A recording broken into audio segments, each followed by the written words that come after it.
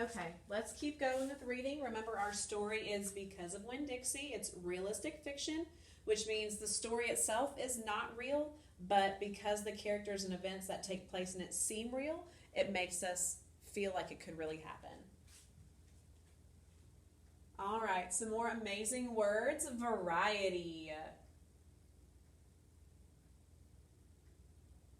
A variety of items are in my desk. What does the word variety mean? A variety is a number of different kinds of things within the same group or category. So inside your cubby, because we don't have desks, you might have your reading book, your math book, your science book. So they're all different things, but they all have to do with school. So you've got a variety of things that you would have in your cubby. Introduce. Can you introduce your friend? If you introduce someone or something, you make it known to others. So when you come to school, I introduce myself to you. I say, hi, I'm Miss Stevenson. I'm your teacher this year. And then you would introduce yourself to me and tell me who you are. And it's when you present to another person. So I am introducing you to all of this information for reading this week. I am introducing you to these concepts, to these skills, to the vocabulary words. So you don't just have to introduce another person, you can introduce information as well.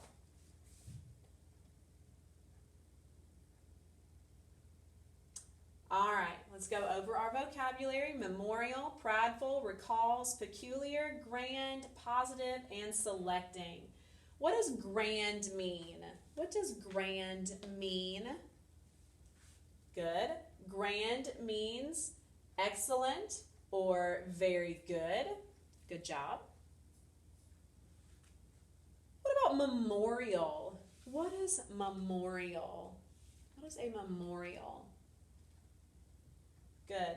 Memorial is when you help someone remember a person, a thing, or an event. Okay, peculiar. Remember, peculiar means something strange or unusual. This is a peculiar creature right here in the corner of the screen. Positive. Remember, we are positive. We are 100% sure without a doubt of something. So if I'm like, are you sure that you know that? You can say, yes, Miss Stevenson, I am positive. I know my vocabulary words. Prideful. Prideful, remember, means that you are overly proud of yourself. Remember I said that someone who is prideful might be someone who brags on themselves a lot and doesn't really let anyone else take the light. They always have to be the center of attention. That's someone who is prideful. Recalls. Recalls means that you call it back to your mind or you're remembering something. And then selecting. What does selecting mean? What did we say selecting meant? Very good. Selecting means you are picking out or you are choosing something. Very good. All right. We're going to talk about some word endings today. ED. When we add ED to the end of the word, what does that do to our words? Well, when we add ED to the end of a verb or an action word, it puts it into the past tense. So instead of I'm going to take a walk, I can say I walked around my neighborhood yesterday, which means that it's already taken place. So that's what happens when we add ED to the end of a word. Some of the rules for ED are if you have a verb, you change it to the past tense, so talk, you would just add ED to make it talked. When the verb ends in an E, you only have to add the D. You don't have to say, like the word arrive already ends in an E. You don't have to put another ED. You can just put the D at the end of it. It doesn't have to be ARRIVEED, because then that would be arrived, right? And that just sounds weird instead of arrived. Alrighty. And then when the verb ends in a consonant Y, we're going to change that Y to an I and then add the ED to the end of it. So for example, study ends in DY. That D is a consonant. That Y, we're going to change it to an I, and then we'll add the ED. So then it becomes studied like this, S-T-U-D-I-E-D instead of S-T-U-Y-E-D.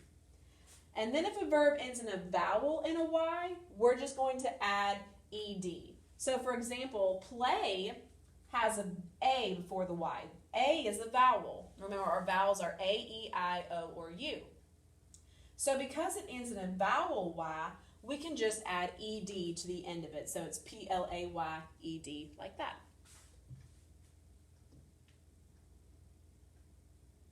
Uh-oh. And y'all will realize in class that this TV has a mind of its own. So when it does silly things like this, we just go with it, because we will get it to do what it needs to do eventually. Okay, talking about point of view. The point of view in a story is how the author presents the actions and the characters. So it's how they're telling the story. So the author might tell the story through a narrator or someone who is a character in the story. So for example, we've been reading Wonder in our read alouds, and in part 1, it's told through Augie's point of view. So Augie is telling us the story through the way he sees things. But later on in the story, when the parts shift, it's going to tell us the story from someone else's point of view. When a narrator tells a story using I or we, that's called the first person point of view. That means that that person telling the story is part of the story. When you say I or we, they are including themselves in the story that's going on. All right, so the narrator is part of the story when that's happening. So Augie, for example, right now in Wonder in his part, he is part of that story because he uses words like I and we and me when he's telling the story. He is part of what is going on. When the narrator or speaker is not a character and uses pronouns like he, she, it, or they, this is called third person point of view, and that's when they are not a part of the story. They're telling the story from the outside looking in. So it would be like if someone was standing at my classroom door and peeking in the window and looking at what was going on in our classroom. They could tell you what was going on in the classroom from an outside point of view or a third person point of view, but they can't tell it as if they were in here because they're not part of what was going on in the classroom. They're on the outside. So think of it as learning in the classroom. That's our first person point of view. We're all in here together learning and we know what's going on firsthand. But if someone was watching from our door, that's third person point of view. They're on the outside of that door. They might be able to see what's going on, but they don't actually know what's going on. They don't know everything that's going on. See? So the narrator's outside the story looking in to tell us what happens. All right, suffixes. Suffixes are things that come at the end of words. So like ed, for example, is a suffix that we add to the end of a word. So when you don't know an academic word or a vocabulary word or really any word that you read, you can use the suffix or the word ending to figure out the meaning of the word. So the suffix full, like in our vocabulary word prideful, means that you are full of something. So prideful means that you are full of pride. Okay? The suffix al means of or having to do with something. So for example, memorial means it has to do with the memory of something. Okay, so another example of full as a suffix could be joyful, which would mean you are full of joy. Okay? Alrighty, and now we're going to go ahead and read our story. So let me go ahead and get it pulled up real quick.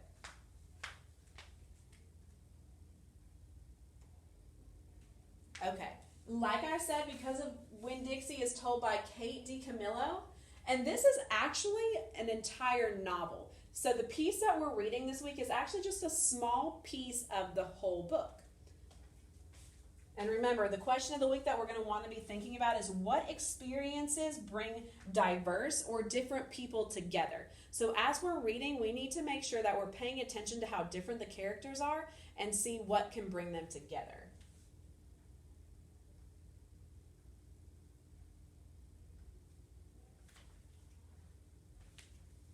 India Opal Bologna, known best as Opal, has recently moved to Naomi, Florida, with her preacher father. Shortly after her arrival, Opal rescues a scrappy dog that she names Winn Dixie, after the store in which she finds him. She convinces her father, who often preaches about caring for the needy, that this dog is certainly in need. Thus, a summer of adventures begins.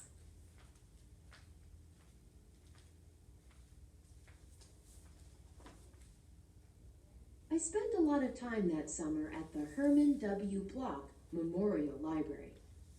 The Herman W. Block Memorial Library sounds like it would be a big fancy place, but it's not.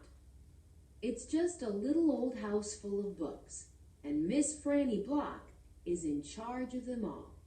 She is a very small, very old woman with short gray hair, and she was the first friend I made in Naomi. It all started with Winn Dixie not liking it when I went into the library, because he couldn't go inside too. But I showed him how he could stand up on his hind legs and look in the window and see me in there, selecting my books. And he was okay, as long as he could see me. But the thing was, the first time Miss Franny Block saw Winn Dixie standing up on his hind legs like that, looking in the window, she didn't think he was a dog. She thought he was a bear. Okay, so who is telling this story?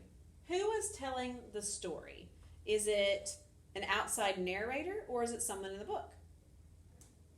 Right. Opal is the one telling our story. Why do you think the author would want Opal to be the one telling the story?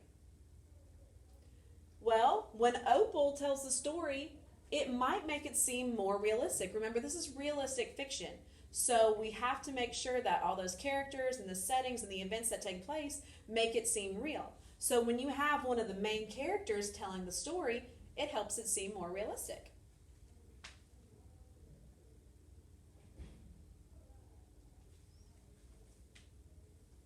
This is what happened. I was picking out my books and kind of humming to myself, and all of a sudden, there was this loud and scary scream. I went running up to the front of the library, and there was Miss Franny Block, sitting on the floor behind her desk. "Miss Franny," I said, "are you all right?" "A bear," she said. "A bear?" I asked. "He has come back," she said. "He has?" I asked. "Where is he?"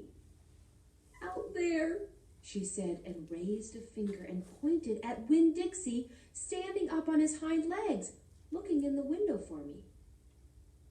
"Miss Franny Block," I said, "that's not a bear. That's a dog. That's my dog, Winn Dixie." "Are you positive?" she asked. "Yes, ma'am," I told her. "I'm positive. He's my dog. I would know him anywhere." Miss Franny sat there trembling and shaking.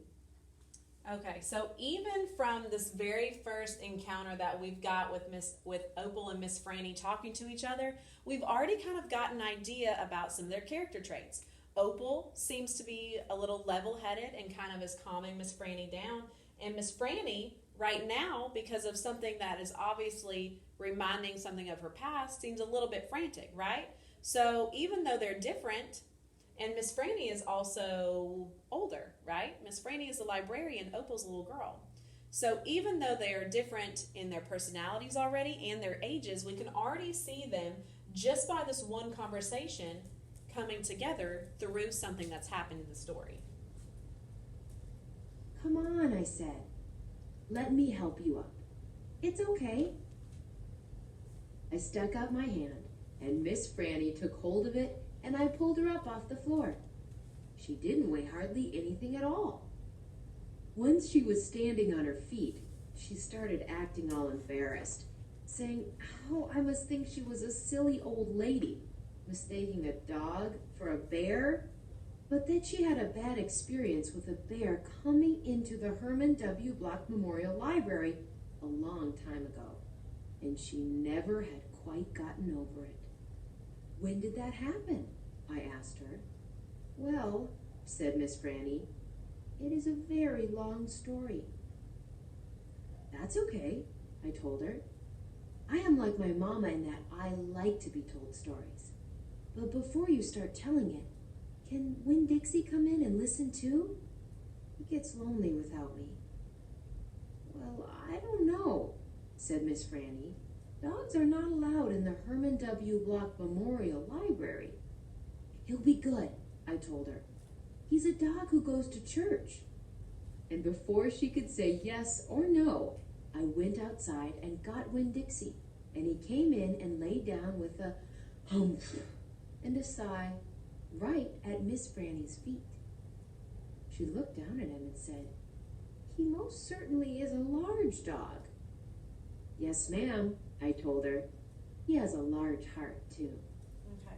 So why do you think Miss Franny wants to tell Opal the story about the bear? Why do you think she thinks that's important right now? Yeah, Miss Franny said that she felt a little bit embarrassed because she acted so silly when she screamed and fell onto the floor after seeing Winn Dixie. So she wants to make sure that Opal knows she's not this crazy old lady who is scared of dogs. She wants her to understand her reasons behind her actions. So already they're even more creating that relationship together, even though they are so different. And we're actually going to stop here for today, and we will pick up reading it tomorrow.